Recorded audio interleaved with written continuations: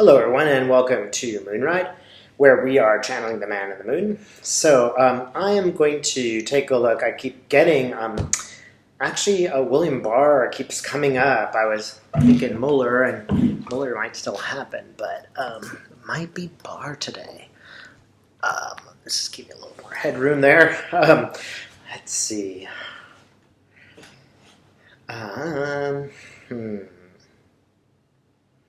Okay, so Spirit, why are you showing me William Barr? I thought today was going to be about Mr. Mueller. Okay, I do see Barr. He's coming into the, it looks like speak to Congress. It's funny because he seems a little bit upset, but he actually doesn't seem that upset. He's cagey, a bit cagey, but he also looks a little bit kind of defeated. Like, it looks like, okay, you guys won. That's the sort of expression. Maybe just a bit of shame on his face. Come on, Mr. Barr. So you tell us, Mr. Barr, what are you doing?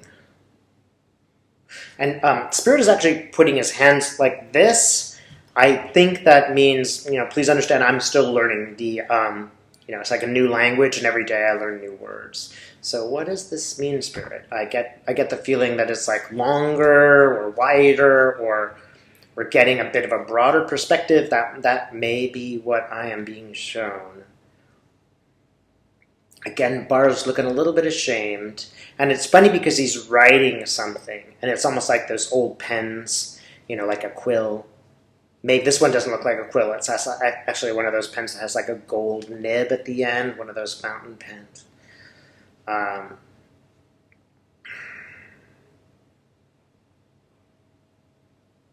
Okay, so why are you writing with the fountain pen?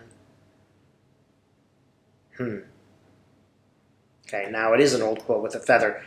I kind of have a feeling like rewriting.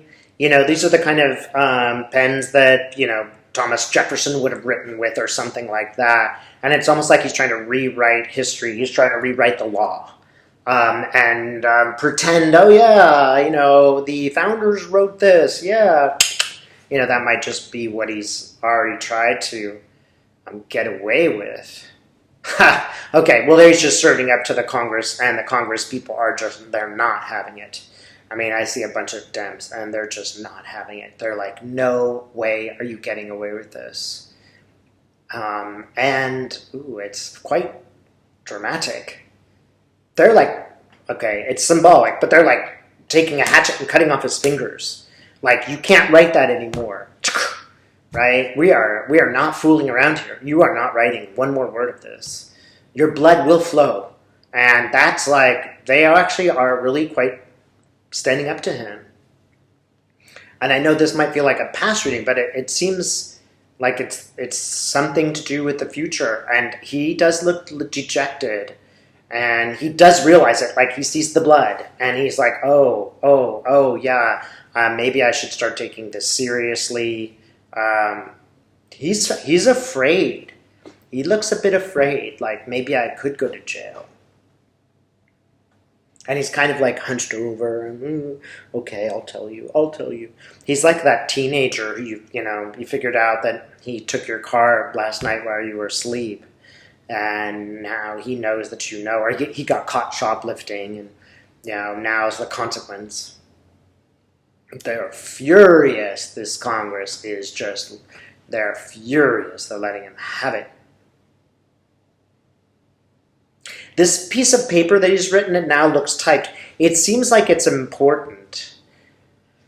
Like, I don't know if it's like a new explanation or like a resignation letter. I mean, that seems pretty far-fetched, but it's got like almost like a truce aspect to the letter. Like, he's writing one to explain it. I think it has to do with just anticipating what Mueller will say. And he's trying to save himself by doing a rewrite, redo, re-explanation of, and he's a bit more contrite. Trump's going to be really mad at him. And that's the other thing that he's afraid of, is the wrath of Donald Trump, who is going to hit the roof when he speaks. And I'm just getting that old adage, you lay down with dogs, you get up with fleas. Like, well, what did you think was going to happen, Mr. Barr? What did you think? And, we all warned you, Trump is a black hole. You go in there, you don't come out alive. And he won't. He is going to be very, very reviled in the future. He satisfied no one, neither Trump nor the American public. He was a sucker. It's like, well, you wanted that job. Okay.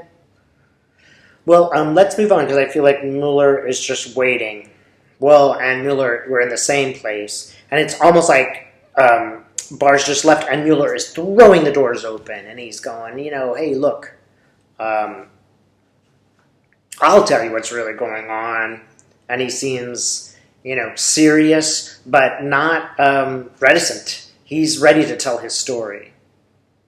And he's very aware of what the greater meaning of this is for all Americans.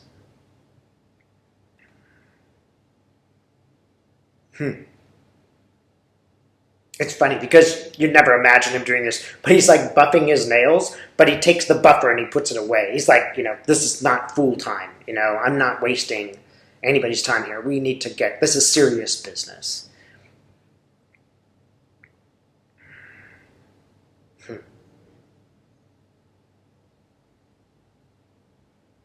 One interesting thing about this is the Republicans can't really be mean to him. They can't ask stupid questions. That's just going to show up on TV. They can't try to make it all his fault, like you're Hillary Clinton. They've just accepted that what he's done is legit, so you can't turn around and criticize him. They're all sort of cowed before him because they all have already, they've already gone on record to say, this guy's the, the honest John, the honest broke in the room. Is it Klobuchar, that congresswoman? She seems to have asked a very good question of him. And I wonder if she's not going to ask the one key question for him. I see another young male senator. I always forget his name when I'm channeling. I never access it, but he's the young, good-looking guy. I think he's running for president, and I always forget him when I'm doing this. It's funny. But he seems to be landing a decent blow to, to the whole estate, not to Mueller, who hasn't done anything wrong here. But he seems like he's asking questions.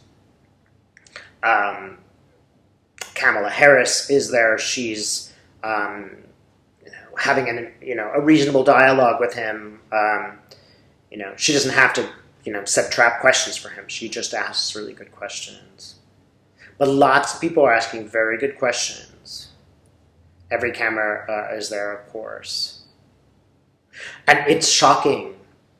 A couple of people literally go like this. Like, they're like, oh, I'm a senator, I've seen everything. But still, they're like, oh my God, like, you can't really be saying that. Everybody's sort of frozen in this room when they get some piece of information that he said. They're shocked. And even the Republicans are shocked when they find this out. Lindsey Graham is kind of looking like, oh my God, it's all over. I don't know what to say. Oh my God. There's some interesting, like a woman in white involved, and she sort of shows up, and I don't know if she's like Truth or she almost looks like a woman, a bride, but from the 1920s. Almost like how when girls take at 13, they get their they're Catholic and they put the thing over their hair. I forget again. I lose words when I'm doing the channeling. But confirmation, yeah, I think it's a confirmation. And it's almost like that, but she's not a young woman, but she's wearing this sort of outfit, and she comes and sits next to him. And they're like, well, we weren't expecting you. Again, I don't know if this is the truth. She's symbolic as a lady in white. She represents truth and a sort of justice. I don't think that she's a real person. I think that graceful, she's almost like graceful, honest justice shows up. Something that cannot be criticized shows up. It's not partisan. It's just straight from the truth. And no one can criticize it. It's like, almost like this sort of perfect virginal character. I don't think it's a real person. I think it's just, he comes in with this. And really, like, there's a bunch of senators, they're like, oh my God, I forgot my question. I don't know what to ask him now. Reporters are actually leaving the room.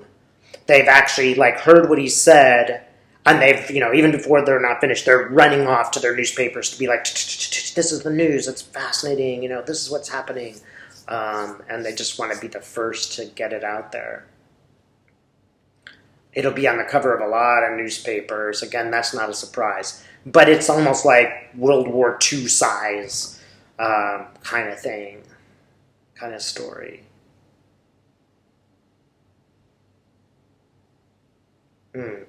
Spirit, can we know what is so shocking?